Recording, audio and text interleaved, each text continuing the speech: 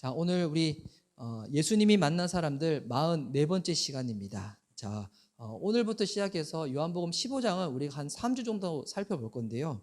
그래서 오늘 이 주보 보시면 오늘이 참 포도나무 비유 첫 번째 시간입니다. 예수님이 만난 사람들, 오늘은 예수님을 믿는 것은 일이 아니다. 예수님을 믿는 것은 일이 아니다라는 말씀의 제목으로 은혜를 누리고자 합니다. 이 좌우에 계신 분들, 또 오늘 각자 좀 몸에 사정이 있으셔가지고 현장에서 예배드리지 못하고 온라인으로 예배드리신 분들이 있는데 서로 이렇게 한번 축복합시다. 예수님 믿는 것은 일이 아니에요. 달리 말해서 이거는 관계이고 기쁨이고 축복인데 주님 믿는 기쁨이 충만하시라고, 예수님의 기쁨으로 충만하세요라고 이렇게 서로 한번 축복할까요? 자, 시작. 정말 마음을 담아가지고 서로 축복하는 마음으로. 자, 시작.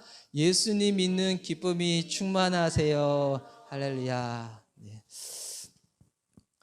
오늘 여러분이 가지고 있는 주보 뒷부분에 보면 우리 허드스 테일러 선교사님 이야기가 잠깐 실려 있는데, 이 허드스 테일러 선교사님은 중국 이 선교 사역을 하신 선교사님으로, 또 중국에서 예전에 선교를 하실 때는 되게 이렇게 해안가 지역에서 많이 하셨는데 원래 그 안 내지로는 잘 못 들어가셨거든요. 그런데 허드슨 테일러 선교사님은 중국 내지 선교사님으로 하나님의 놀라운 사역을 하신 정말 이 기독교 개신교 역사에 있어가지고 되게 중요한 인물이시거든요.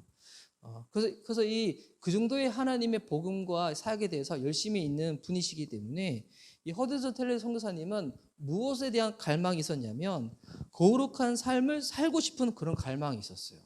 그래서 이 거룩한 삶을 위해서 기도하고 성경도 보고 열심을 내는데, 그런데 보니까 그렇게 살면 살수록 거룩하지 못하는 자기의 모습을 더 발견하게 되는 거예요. 항상 주님 바라보며 살겠다고 결단하는데 오히려 그것이 부담이 되어가지고 주변 사람들에게 화를 내고 짜증을 내고, 저도 그럴 때 많이 있거든요. 이 경건하게 주일날 예배 드리기 앞서서 이 마음과 생각과 이 입술을 잘 관리를 해야 되잖아요.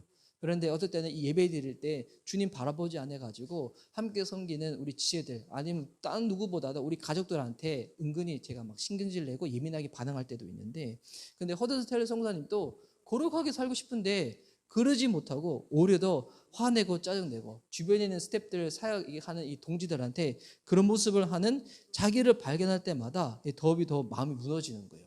그럴 때마다 오히려 더 열심히 내서 더 기도하고 막 성경 보고 금식해도 되지 않는 자기를 자꾸 발견을 하시는 거예요. 노력해서 되는 게 아니라, 그러다가 허드슨 테일러 선교사님이 깨달은 게 뭐냐면 이거는 노력해서 되는 게 아니라 이거는 믿어야 되는 거구나. 그런데 믿는 게 도대체 무엇인지 잘 모르겠다는 거예요. 그래서 한날은 허드슨 테일러 선교사님이 저녁에 하나님께 기도했대요. 주님, 나에게 믿음을 주세요. 나에게 믿음을 주세요. 네, 그렇게 기도하는데 하루를 살면서 오히려 주님 앞에서 넘어지고 하나님 잊어버리고 죄만 지은 자기의 모습을 발견하게 되는 거예요. 믿어야 하는 것은 알겠는데 어떻게 믿어야 하는지를 모르겠는 거예요. 결국은 이게 마음에 큰 부담이 돼가지고 허드슨 테일러 선교사님이 이 좌절해 버립니다. 나는 안 되나 보다, 이런 잘막에 빠져버리는 거예요. 여러분, 선교사로 중국에 왔다, 여러분 이것만 해도 엄청난 이게 결단이지 않습니까? 그런데 이 영적인 좌절에 빠지니까 선교사님으로서 복음을 못 전하는 거예요. 예수님 믿으라고, 예수님 믿으면 여러분 기쁨이 넘치실 거라고, 예수님이 우리의 소망 되신다고 이렇게 얘기를 해야 되는데 막상 본인은 이것을 못 누리고 마음이 더욱더 무겁다 보니까 여러분 결국 어떻게 하냐면 쓰러져서 몸져 눕게 되십니다. 그래서 이제 아무것도 못하고 뭐 사역이고 뭐고 아무것도 못하고 누워있는 상황 가운데서 친구 선교사님이 메카디 선교사님이라는 분한테 편지가 오거든요. 어떻게 하면 믿음을 강하게 할 수 있는가. 그때 그 메카디 선교사님과 나눴던 그 편지에 있었던 그 성경 내용이 요한복음 15장이었어요. 그때 깨달은 거죠. 이게 노력해서 되는 것이 아니라 예수님과 하나 되어 되는 것이구나. 예수님과 영적인 이 연합에 대해 가지고 이 요한복음 15장을 통해 가지고 이 깨닫게 됩니다. 그래서 그 다음에 이 마음에 하나님께서 빛을 비추어 주셔가지고 요한복음 15장을 통해 가지고 허드슨 테일러 선교사님이 다시금 예수님을 만나게 되는, 믿게 되는 그 은혜가 임하게 되거든요. 그리고 나서 신앙의 문이 열리고 사명의 눈이 다시 열려가지고 정말 허드스 테일러 선교사님을 다시금 거듭나게 하시는 그 은혜가 어떻게 해서 비롯되었는가? 요한복음 이 15장으로부터 시작이 되었다는 것입니다. 저희가 이제 요한복음 말씀을 쭉 살펴보고 있잖아요. 쭉 살펴보면서 여러분도 말씀을 통하여 은혜를 좀 받았으면 좋겠다는 마음도 있지만, 저 개인적으로도 예전에 제가 전도사로서 이 총선 사역을 처음 할 때, 그때 제가 요한복음 말씀을 1장부터 21장까지 한번 쭉 나눠본 적이 있었어요. 근데 이 말씀이라는 게 이 세상에는 책하고 다른 게 뭐냐면, 말씀은 읽어도 여러분 그 안에서 주께서 우리에게 허락하시는 그 은혜와 그 생수의 강이 계속 퍼올라와요. 만약에 말씀을 읽었는데 내가 아무런 내 마음 가운데 은혜도 되지 않고 도전도 되지 아니한다, 여러분 그럴 때는 주님의 도우심이 필요해요.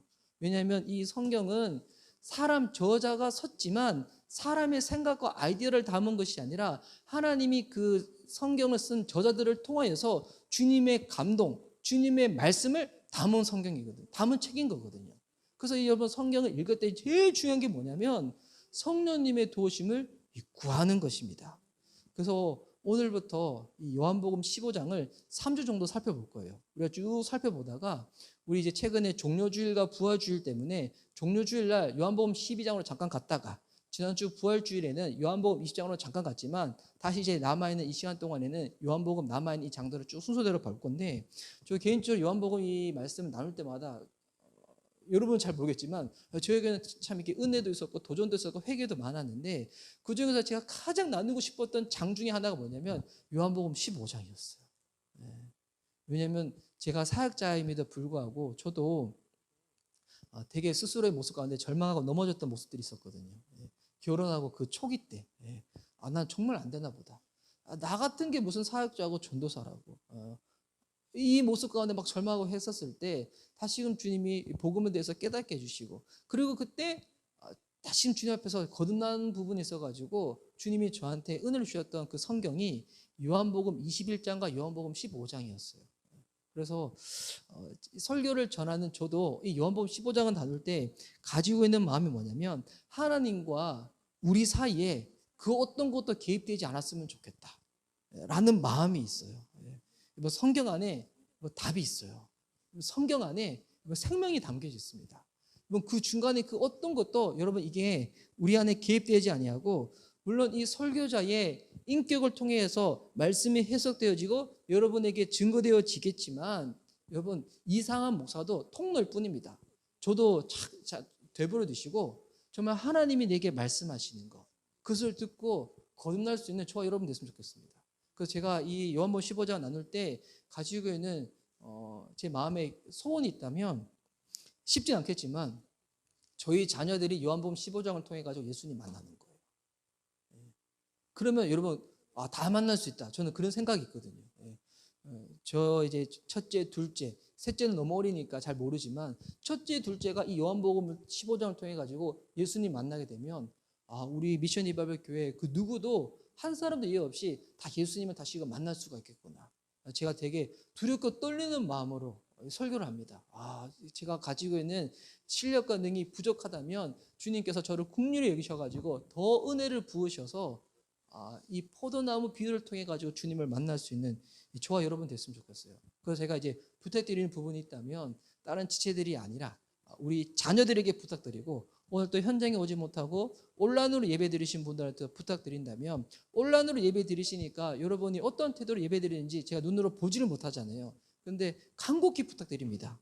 정말 하나님 말씀에 경청했으면 좋겠어요. 물론 지금까지도 경청하였지만 진짜 부탁드리는 것은 이 요한복음 15장을 통해 가지고 진짜 경청하는 자세로 주님의 말씀을 들었으면 좋겠습니다. 여러분 지혜는 경청할 때 임하는 거거든요.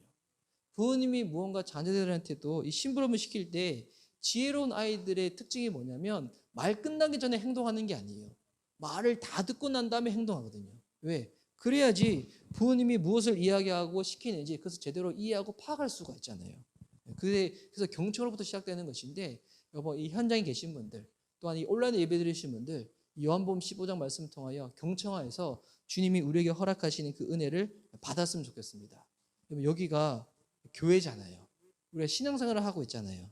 그 교회는 사람의 집이 아니라 우리 아버지의 집이잖아요. 우리 하나님 아버지가 원하시는 바가 무엇인지 알아야지 우리가 주님을 만나게 되고 주님 안에서 하나가 될 수 있습니다. 주님 뜻을 발견하지 못하면 교회에 많은 사람이 있더라도 모래알처럼 흩어질 수밖에 없거든요. 그래서 오늘 주님이 우리에게 뭐라고 말씀하시는가? 예수님 스스로를 소개할 때 뭐라고 이야기하시는가? 우리 1절 말씀 보십시오. 나는 참 포도나무요 내 아버지는 농부라. 지금까지 요한복음을 통해서 예수님이 자신에 대해서 계속 선언을 하셨어요. 나는 생명의 떡이라. 나는 세상의 빛이라. 나는 양들의 문이라. 나는 선한 목자라. 나는 부활이고 생명이라. 그리고 요한복음 14장에서 나는 길이요 진리요 생명이라. 이 지금까지 비유를 통하여 말씀하셨는데 이제 마지막 비유가 뭐냐면 이 참 포도나무예요. 예수님이 참 포도나무요 내 아버지는 농부라고.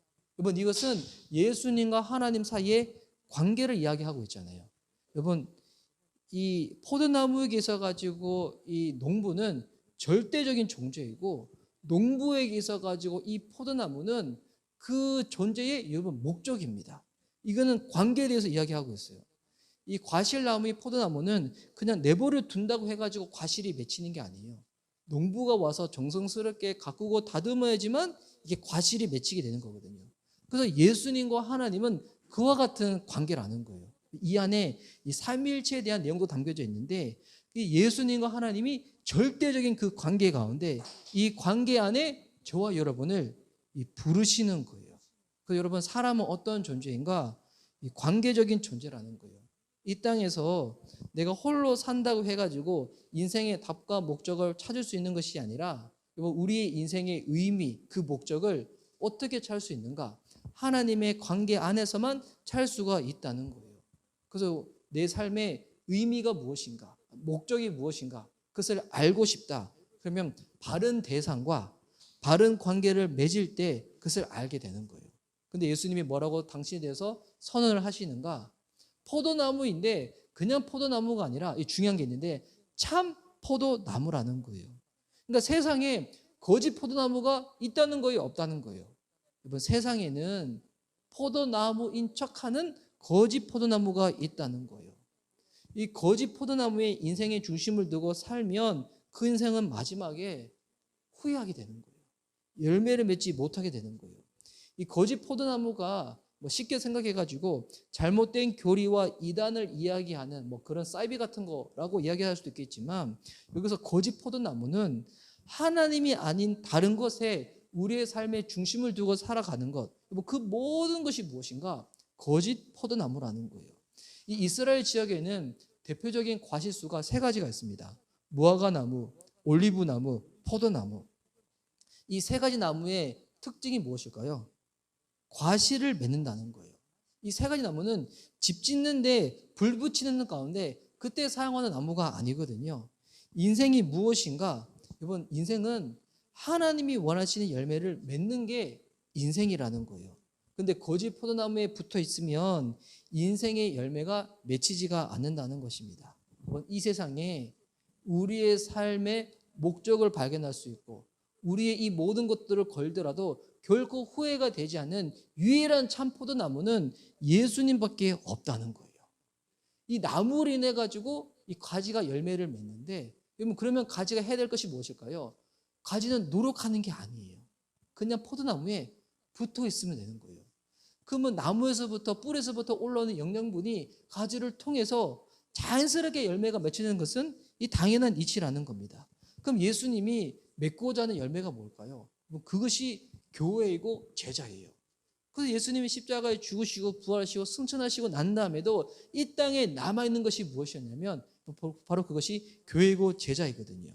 그런데 이 가지 중에서도 어떤 가지가 있는가? 열매가 맺히지 않는 가지가 있다는 거예요. 2절 말씀 보십시오.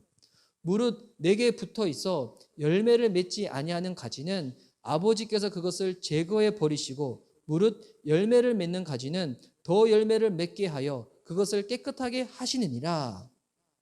여기 가지가 나옵니다. 이 가지는 누구를 이야기하고 있냐면 5절 말씀에 보면 사람이라는 것을 우리가 알 수가 있어요.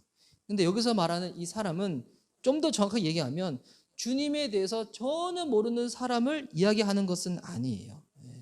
그러니까 처음부터 이 가지는 포도나무에 떨어져 있는 가지가 있고 포도나무에 붙어 있는 가지가 있는데 포도나무에 붙어 있는 가지 중에서도 이 두 가지 종류가 있는 거예요.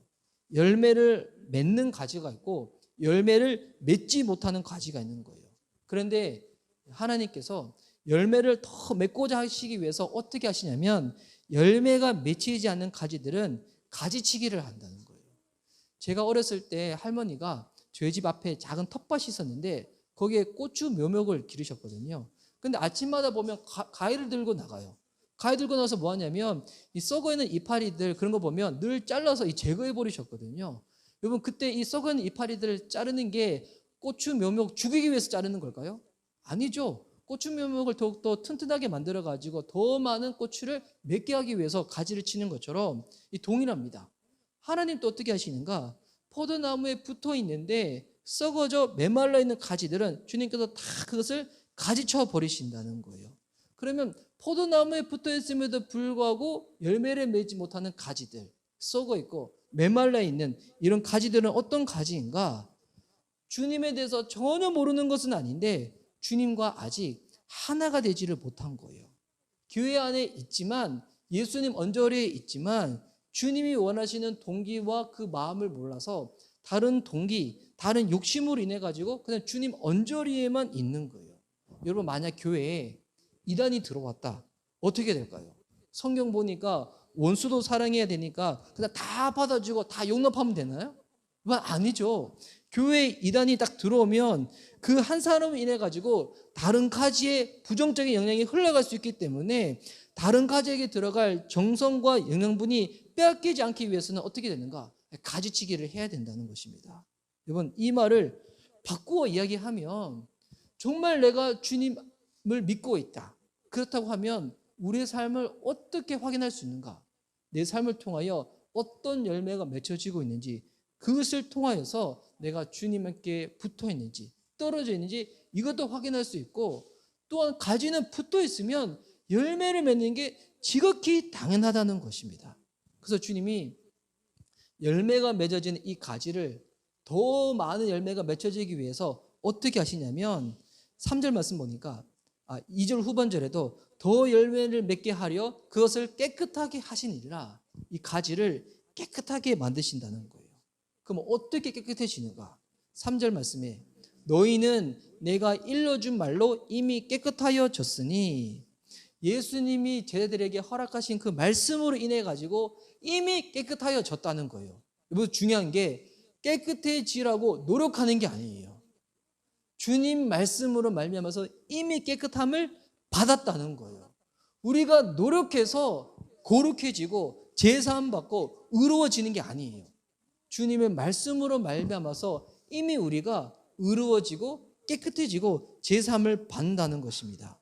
하나님의 말씀을 우리가 다 받아들일 때 여러분 말씀이 우리 삶 가운데 부딪히면 먼저 일어나는 반응은 뭐냐면 죄에 대해서 깨닫게 돼 있어요.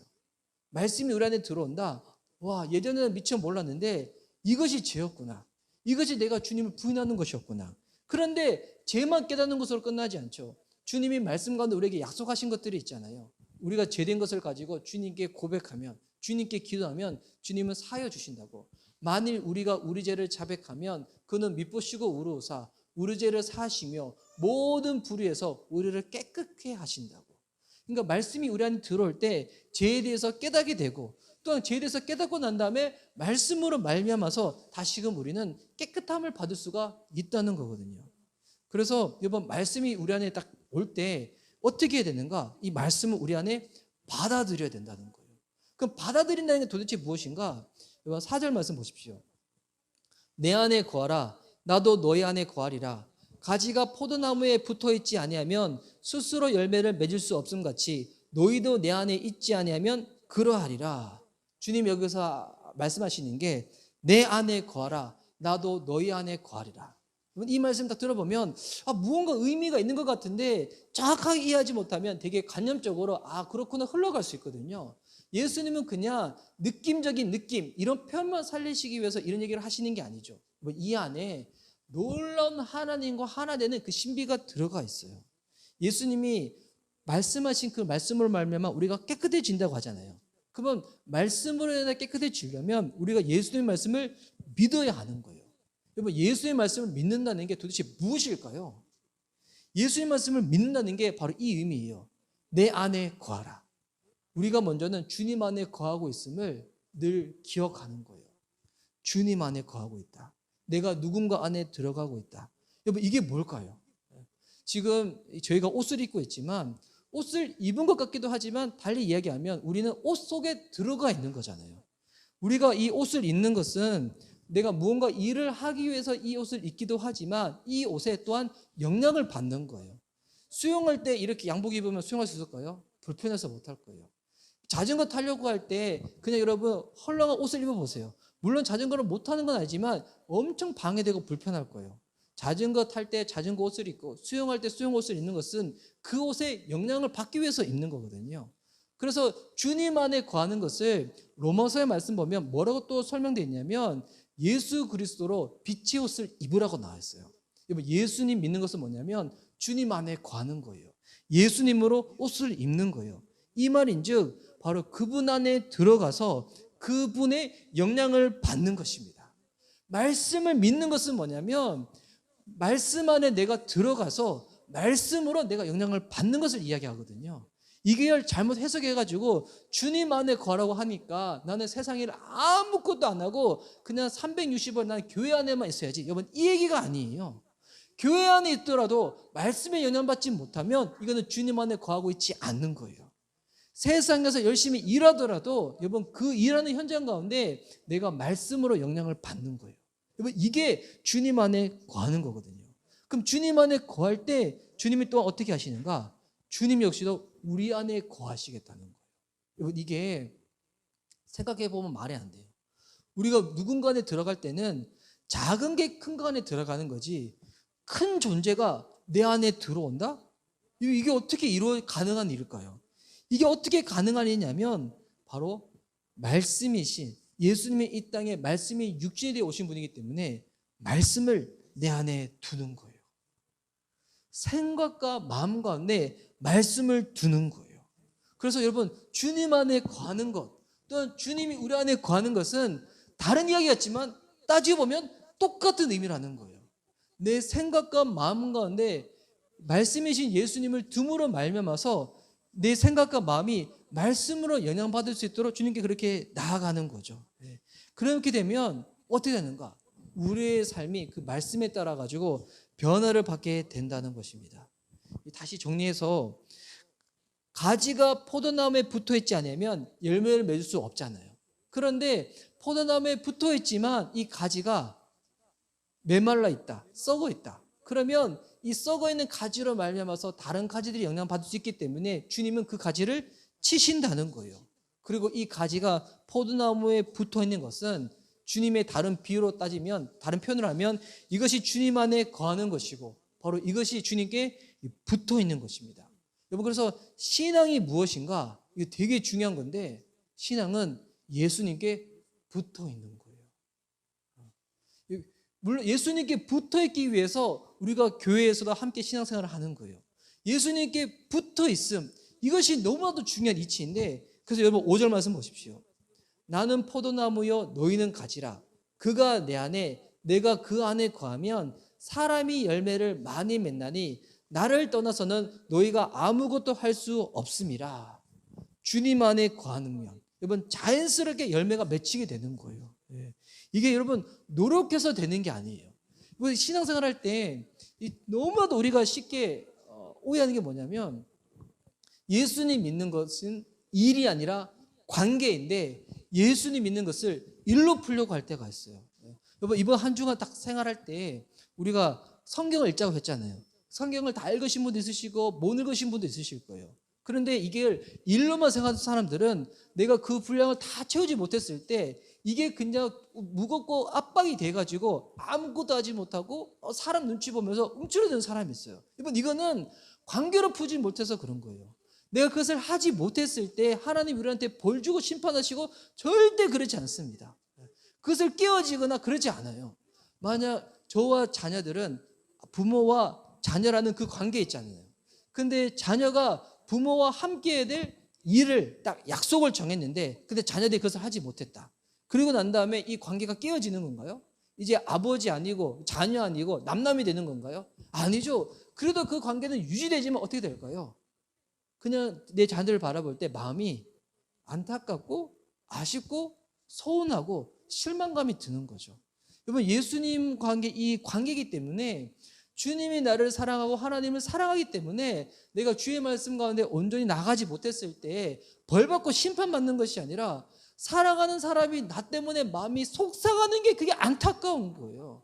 여러분, 그래서 기도도 하고 말씀도 보고 순종도 하며 나가는 것이지 이거 안 하면 안 되기 때문에 안 하는 것이 결코 아니라는 거예요. 주님이 오늘 이 신앙생활이 일이 아니라 관계임을 우리에게 알려주고 있는 거예요. 여러분, 그래서 신앙생활은 주님과 함께하는 겁니다. 예수님께 붙어 있음을 늘 아는 거예요. 근데 종교는 그렇지 않습니다.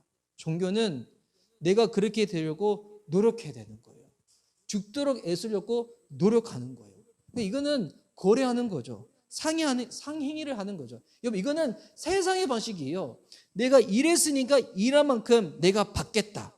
이거거든요. 이런 생산적인 계산과 이런 부분들은 이 집단에서는 필요한 부분이겠죠. 여러분, 회사에서 일할 때 그냥 서로 좋아서 일하는 거 아니잖아요. 이익을 추구하기 위해 가지고 약속을 맺고 계약을 해서 일하는 거잖아요. 근데 한쪽이 그 일을 하지 않았다. 어떻게 되는 건가요? 계약 파기하는 거죠. 근데 여러분, 이거는 세상의 방식이지만 교회, 주님과 함께하는 것은 이 방법이 아니라는 거예요. 이 교회와 특별히 가정은 하나님이 세우신 공동체인데 이 교회와 가정이 무너지는 쉬운 방법이 있습니다. 말씀의 원리와 방법대로 하지 아니하고 세상의 방법대로 하면 그렇습니다. 이번 가정도 언제부터 서로 소원해지고 이 관계가 깨어지냐면 내가 집에서 이만큼 했으니까 당신도 이만큼 섬겨야 돼. 이 방법으로 계속 한번 접근해 보십시오. 여러분, 가정 다 망가집니다. 가정은 여러분 결코 그 방법으로 이루어지는 게 아니에요. 뭐 공동체는 관계를 따져야지. 만약 이 공동체가 효율을 따진다, 생산성을 따진다, 이번 그 논의하는 순간부터 교회는 능력을 탁 상실하게 됩니다. 이번 목회에 있어서도 저도 늘 이 경계하고 좀 멀리하고자 하는 부분이 뭐냐면 생산적인 방법을 집어넣는 거거든요. 여러분, 직장에서는 그럴 수 있어요. 우리가 얼마만큼 목표를 세우고 얼마만큼 일을 하고 얼마만큼 채우는가. 근데 뭐 교회가 올해 몇 명 부흥하겠다고 계산을 해놓고 몇 명이 정착하고 그러고 안 되면 막 교회가 막 안 되고 그리고 1인당 헌금을 얼마 해야 되고 그래야지 교회가 막 유지되고 막 이렇게 여러분, 이런 방식으로 해가지고 교회를 실제로 사고 파는 사람들도 있거든요. 이거는 비즈니스이죠. 상행이죠. 그렇게 하면 여러분 교회가 능력을 잃어버리는 거예요. 여러분, 교회는 결코 그렇지 않습니다. 여러분이 교회를 위하여 봉사할 수도 있고 그러지 못할 수도 있어요. 그럼 내가 교회를 위하여 헌금 더 많이 했고 열심히 했으니까 나는 더욱더 목소리를 더 크게 낼 수 있어. 여러분, 그렇게 할 수 있는 것이 교회가 아니라는 거예요. 제가 이제 주부에 이번 주부터 헌금 내역을 올리지 않기로 했어요. 저도 이제 어제 예전에 같이 사역했었던 사역자분들을 만나면서 목사님 개척하시는데 어떠시냐고 저한테 물어보셔가지고 저는 그 얘기할 때마다 늘 그 얘기하거든요. 진짜 개척은 목사를 위한 거라고. 개척을 통해 가지고 하나님이 나를 다듬어 가시고 만들어 가신 걸 너무나 경험하게 된다고. 그리고 예전에 이렇게 했으면 좋겠는데 이렇게 하지 못했던 부분들에 대해서 좀 더 하고 싶어 가지고 헌금 내역이나 재정에 대해서도 우리는 투명하게 해가지고 예산을 우리는 잡지 않는다고. 예산을 잡으면 그 예산에 우리가 얽매일 수 있으니까 예산은 잡지 않더라도 제가 섬기는 교회는 한 달 동안에 들어오는 수익과 지출을 이런 단위까지 해서 그냥 교회 홈페이지에 그냥 올리면서 성도들한테 알려준다고. 그러니까 저는 이제 스스로는 이 재정의 투명성을 갖고 싶어서 그렇게 하는 것인데, 근데 거기서 제가 생각을 좀 더 나아기로 했어요. 재정의 투명성을 가져야 되겠지만 우리 교회가 작은 교회다 보니까 이게 헌금을 했었을 때 나는 주님 앞에서 바르게 신앙생활을 하면서 헌금을 하는데 이거를 세상적인 방법으로 더 많이 드리지 못해가지고 혹은 그것 때문에 마음이 눌린다. 이거는 아닌 것 같은 거예요. 그래서 지금은 우리가 헌금 생활하면 인원이 작으니까 누가 했는지 누가 안 했는지 이게 티가 날 수도 있겠구나.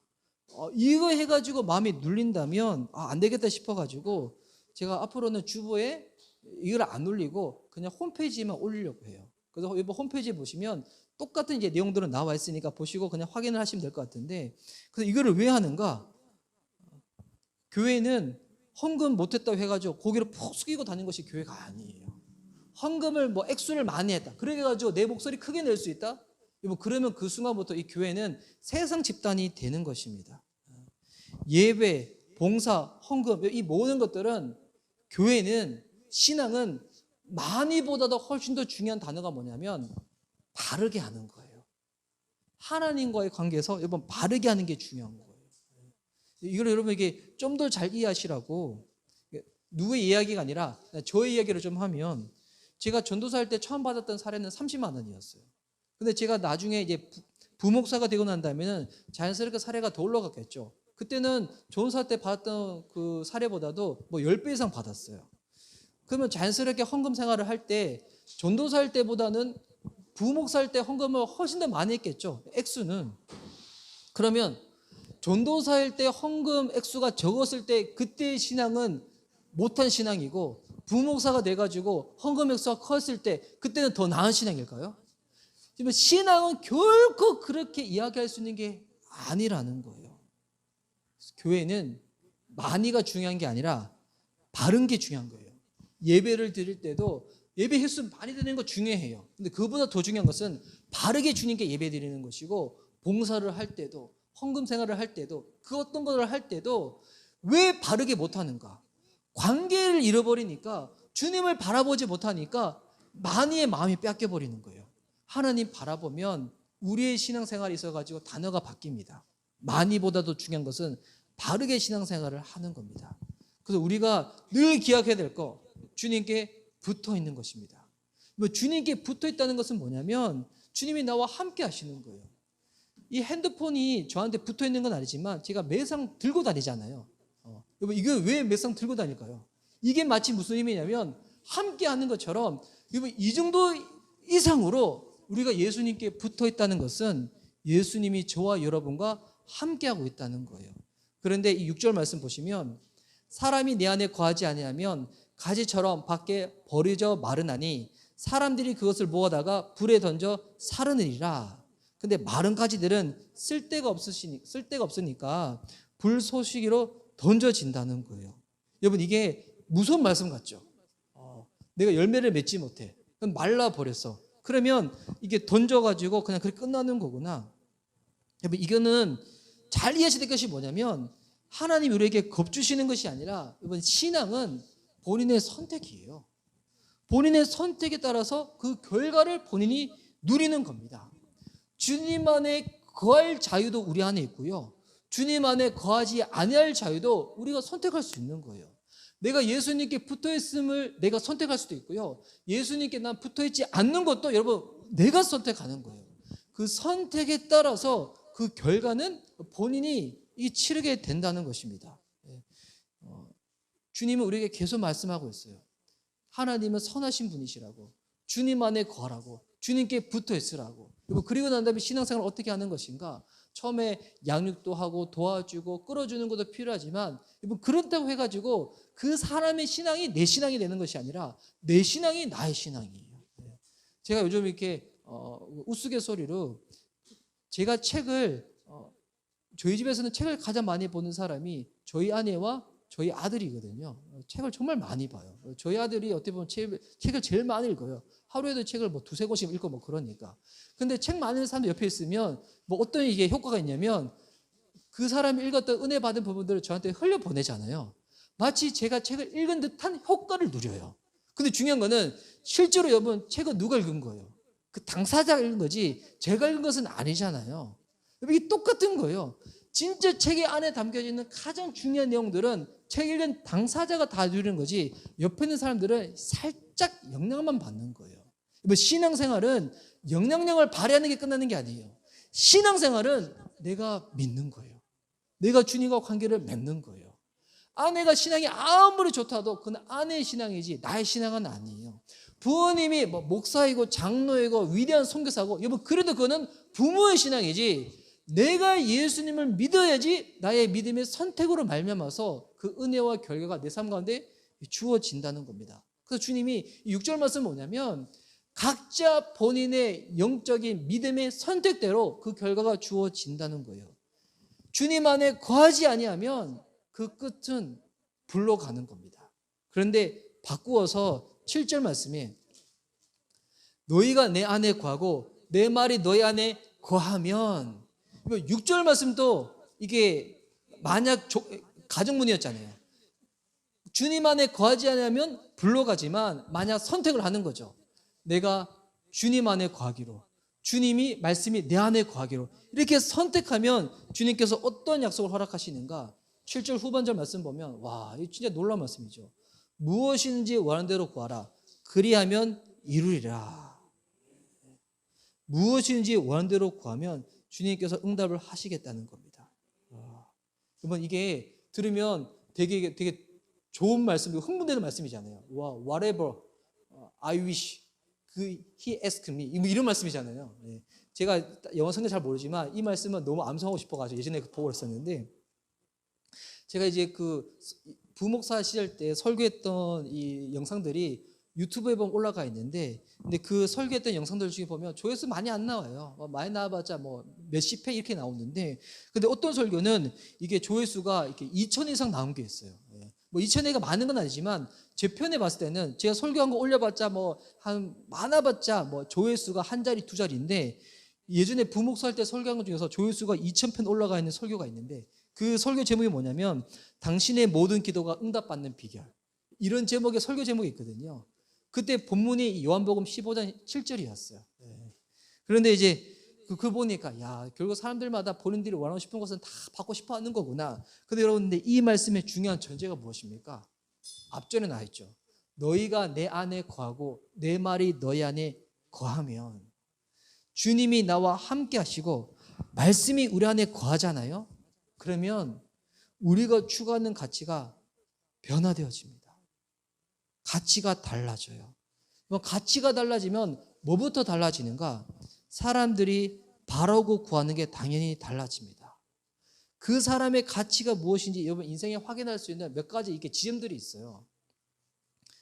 대학 들어갈 때, 입시 치를 때, 뭐 무언가 일과 직장, 직업을 선택할 때, 배우자를 고를 때, 그리고 가장 중요한 게 뭔지면 언젠가 여러분이 다 이렇게 결혼하시고 자녀를 낳으실 때, 자녀 교육을 시킬 때, 그때 보면 그 사람이 어떤 가치로 세상 살아가고 하는지 그 확인할 수가 있거든요. 주님 안에 거하지 않는 사람들이 추구하는 가치가 뭐겠습니까? 대학 같은 경우 무조건 성적 올려가지고 소위 말하는 좋은 대학 가는 거겠죠. 그리고 직장은 아무 생각 없이 그냥 돈만 많이 벌면 된다. 요즘은 뭐 돈보다도 또 중요한 게 여유를 많이 누릴 수 있는 그런 직장이면 좋겠다. 그리고 이제 배우자 선택할 때 이런 것들을 충족할 수 있는 배우자. 그리고 가장 지벽적으로 들어간 게 뭐냐면 자녀 교육할 때거든요. 자녀 교육할 때 보면 그 사람이 뭐를 가장 소중히 여기는지 다 드러납니다. 근데 여러분, 주님 믿으면 진짜 가치가 달라져요. 주님께 붙어 있으면.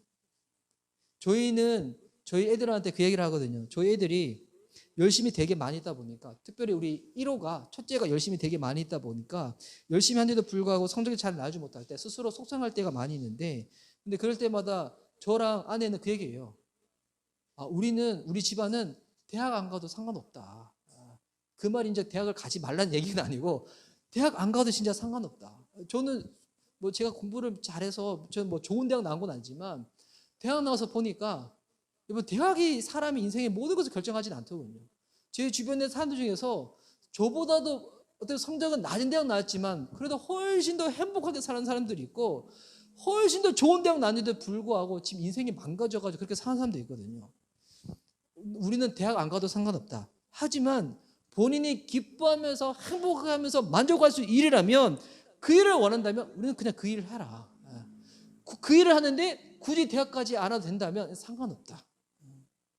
그리고 또 배우자들도 보면, 제가 이제 지난주도 계속 말씀드렸잖아요. 어떤 배우자를 만나야 되는가?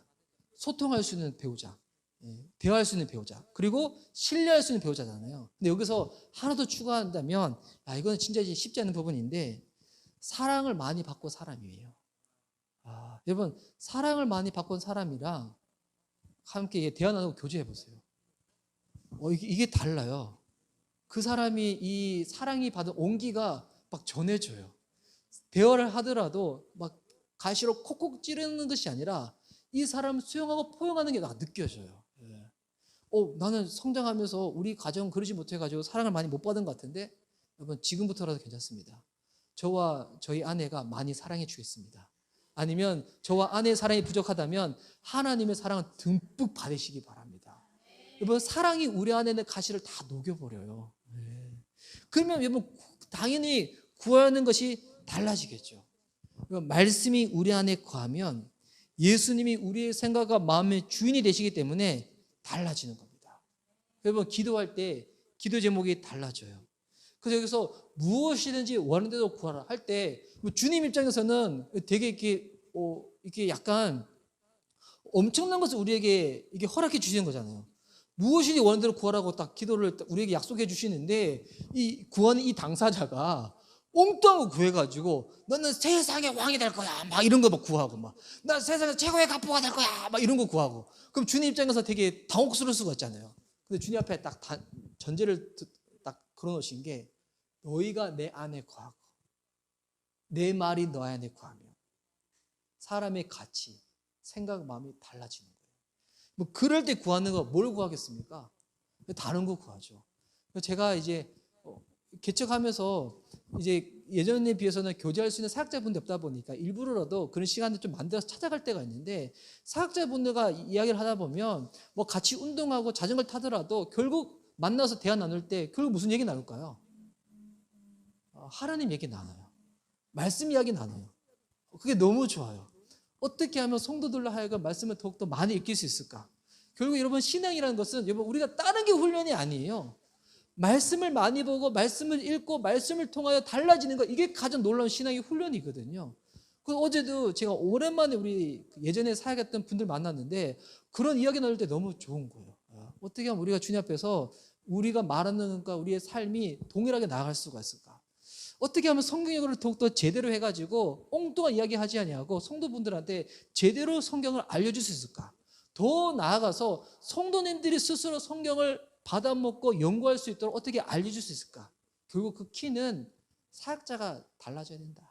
사역자가 잘해야 된다. 결국 내가 주님 앞에서 바로 서야 되는 거구나. 그 결과를 딱 도출해서 왔는데, 여러분 그래서 예수님 믿으면 가치가 달라진 사람들과 교제를 나누면 너무 행복한 거예요. 세상이 영원하지 아니하고 결국 주님 앞에 서는 것이 우리 인생의 궁극적인 그 끝인데, 그때 후회하지 않고 살기 위해서 어떻게 해야 되는 것인가? 그때 중요한 거, 나는 예수님께 붙어있는 가지임을 기억하는 것입니다. 그런 가지들은 응답받는 기도의 권세를 누리게 되는 거예요. 그러면 이 가지가 이 주님 안에 거해서 마음껏 기도할 때마다 응답받을 때 가지는 응답받는 기쁨을 누리고 포도나무도 기쁨을 누리는데, 어떤 기쁨을 누리는가? 8절 말씀 보십시오. 너희가 열매를 많이 맺으면, 우리의 기도 제목이 열매를 맺는 것 가운데로 바뀌게 되는 거죠.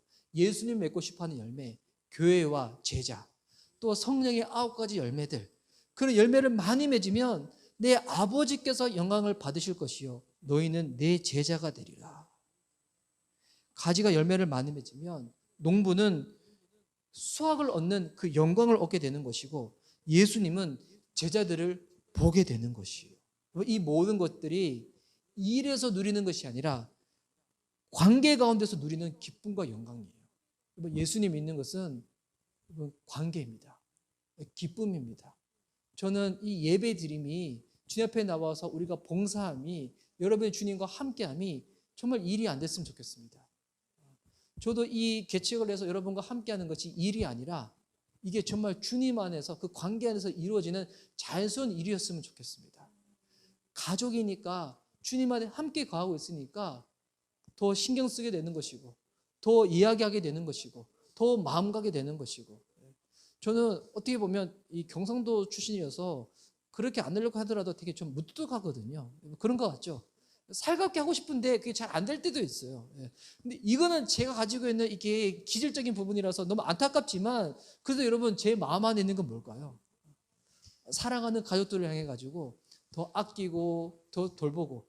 세상에는 수많은 사람들이 있지만 제 마음이 가장 먼저 가는 사람들이 누굴까요? 제가 사랑하는 가족들이잖아요. 주님 안에서 가족된 우리 식구들. 표는 서툴더라도. 이게 관계에서 이루어지는 일이거든요.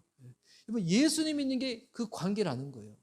주님이 우리와 함께 하시고 가지로 붙어 있고 하나님이 나를 사랑하고 내가 주님을 사랑하기 때문에 주님이 나 때문에 속상한 게 너무 싫은 거예요. 그게 너무 그런 거예요. 그래서 주님 바라보며 내가 주님 뜻대로 살아가며 주님 말씀 보면서 기도하는 것. 여러분, 기도 안 하면 주님 우리를 벌 주시나요? 우리가 하루에 1시간씩 뭐 나중에 기도하고자 하는데 여러분, 이게 하루 1시간 기도 안 하면 주님이 우리를 막 심판하시고 뭐 벌 주시나요? 뭐 이거 아니에요. 교회는 세상과 달라요. 세상에는 그 목표를 설정하고 그 목표가 안 되면 억압하고 누르고 뭐 이게 교회가 아니라 관계의 기쁨을 누리는 것. 뭐 이게 교회고요. 이게 신앙입니다. 그 내 신앙이 나중에는 이게 철드는 신앙이 돼요. 자녀가 성장하면 부모한테 효도하고 싶잖아요. 뭐 효도라는 게 보니까 제가 이제 최근에 우리 할머니 이게 길이라서 묘소에 갔는데 함께 하시는 우리 고모부님이 참 재밌으시거든요. 그 고모부가 무슨 얘기하냐면 저희가 이제 고모님들이랑 저희 아버지랑 저가 다 이렇게 이제 목사가 되고 집사님이 되고 권사님이 돼서 그 할머니 묘 앞에 있으면서 할머니 좋아하시던 찬송을 부를 때 저희 고모부가 그런 얘기를 하시는 거예요. 요즘 자식 너무 잘 키우는 사람들은 다 해외로 가가지고 이렇게 길을 안 찾아온다고. 자식 너무 잘 키울 필요 없다고. 다 해외 가가지고 다 자기 잘나마서 산다고.